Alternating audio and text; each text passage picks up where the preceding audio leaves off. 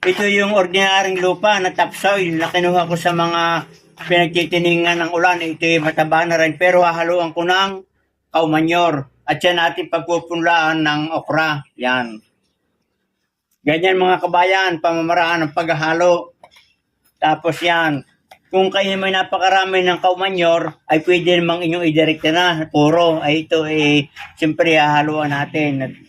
Mauubos agad. Ito yung panglagay natin sa iba pang halaman. Mga kabayan, sa gustong mag-order ng cow manure, nasa yellow basket na ang link. Click na lang ninyo. At pagkatapos ng mamix itong cow manure sa topsoil, atin ang ilalagay sa seedling black bag.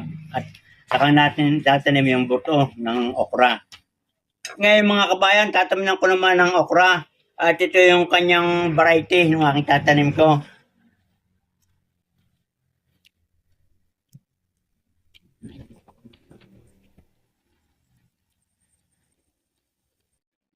O yan mga kabayan, lagyan na natin tig-isa. At ito namang didiligan pagkatapos natin maitanim yung buto ng okra. Ito ay madaling sisibol. Dati ito ay pag ako nagpapasibol mga 10 days. Subukan natin kapag natin ginamit ay cow manure kung talagang epektibo. Mga kabayan, after 7 days, ito na yung resulta ng aking pinulaan na okra.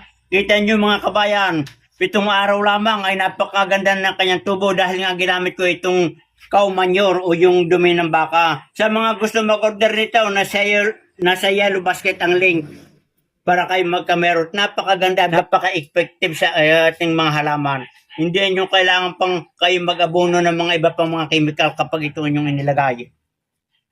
Good luck and good health. Magandang araw kabayan.